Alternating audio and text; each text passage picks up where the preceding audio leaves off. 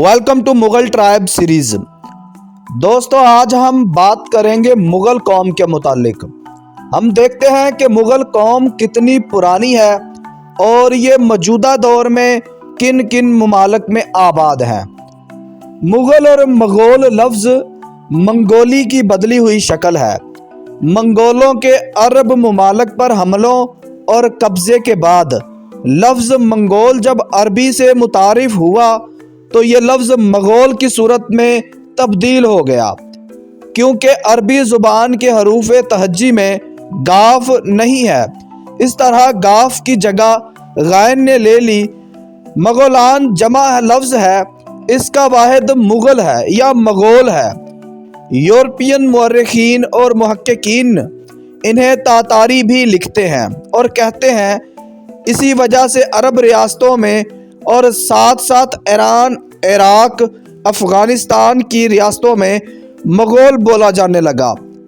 وقت گزرنے کے ساتھ ساتھ لب و لہجہ کی تبدیلی کی وجہ سے ہندوستان میں مختصر ہو کر مغل رہ گیا اور یہ ایک ہی قوم کے مختلف نام ہیں۔ ہندوستان، پاکستان میں ان کو اب مغل کہا جاتا ہے۔ موجودہ منگولیا، روس اور چین اور خصوصاً وسط ایشیا سطح مرتفع صحرائے گوبی کے شمال اور سائبیریا کے جنوب سے تعلق رکھنے والی ایک قوم ہے۔ اس وقت منگولوں یا مغلوں کی کافی ساری تعداد دنیا میں پھیلی ہوئی ہے۔ تاریخ عالم میں مغلوں کی اولین مشہور شخصیت جو تمنا خان کی 5ویں پشت میں سے تھا، چنگیز خان 1160 عیسوی میں پیدا ہوا اور 1227 عیسوی میں فوت ہوا، جس نے چین کے مشرقی ساحلوں سے لے کر یورپ کے وسط تک ایک عظیم منگول سلطنت قائم کی۔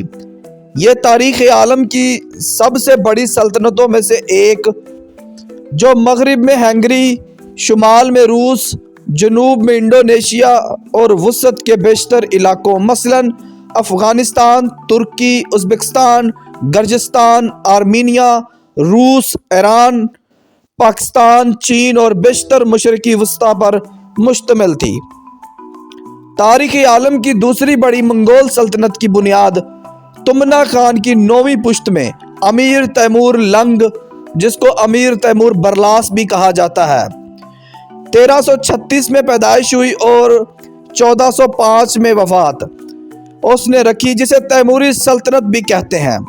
تیسری مغل سلطنت کی بنیاد تمنا خان کی 15ویں اور امیر تیمور لنگ یا برلاس کی 6ٹھی پشت میں ظہیر الدین محمد بابر 483 عیسوی میں پیدا ہوا اور 1483 عیسوی میں پیدا ہوا۔ 1530 عیسوی میں ہندوستان میں ابراہیم لودھی کو پانی پت کے میدان میں شکست دے کر 1526 میں رکھی، جو تقریباً 331 سال قائم رہی۔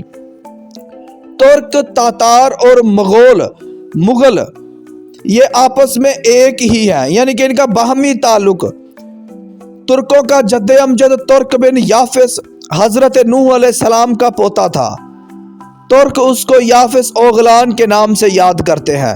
بعض مورخین اس کو کیومرس کا نام دیتے ہیں۔ کہا جاتا ہے کہ ترکستان میں حکمرانی کا آغاز اسی نے کیا۔ تمام توران اور ایران کے ترک قبائل اور ترک النسل کے حکمرانوں کا نسب اسی سے جا کر ملتا ہے۔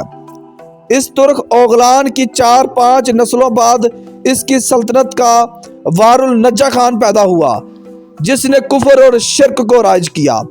اسی حکمران خاندان میں 2 بچے پیدا ہوئے، ایک کا نام تاتار اور دوسرے کا نام مغول، جس کو انگریزی زبان میں منگول کہتے ہیں۔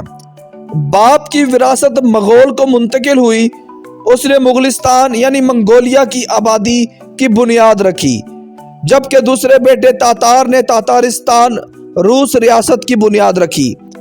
اکبر بادشاہ کے زمانے میں مغل لفظ اس قدر عام ہو گیا کہ عجم کے ترک یا تاجک ہی نہیں بلکہ ایران اور توران کے سادات بھی لفظ منگول سے پکارے جاتے تھے۔ لیکن اپنے حقیقی معنوں میں مغل کا اطلاق یعنی مغل کا اطلاق صرف مغول خان کے سلسلے کے ترک پر ہی ہو سکتا ہے۔ ہم نے جو اس لفظ مغل کے بارے میں قدیم زمانے میں W یا واو کے ساتھ یعنی مغول لکھا جاتا تھا، سلاطین دہلی کا تذکرے میں تفصیل سے لکھا ہے۔ اسی مغول خان کی اولاد میں سے چنگیز، ہلاکو، چغتا اور امیر تیمور ہیں۔ اسی مغول خان سے ایک مشہور بادشاہ اغر خان ہوا جس سے چغتائی خاندان وجود میں آیا۔ اس چغتائی خاندان سے امیر تیمور نامور ہوا۔ امیر تیمور اصل میں یہ امیر تیمور ہلاکو خان کا ایک ہی خاندان ہے، لیکن امیر تیمور کو برلاس کہا جاتا ہے۔ مغل خاندان کے آگے بہت سے قبائل بھی ہیں جس کا ہم وقتاً فوقتاً ذکر کرتے رہیں گے۔ یہ تھی مغل قوم کی مختصر سی تاریخ جو ہم نے آپ کے ساتھ بیان کی۔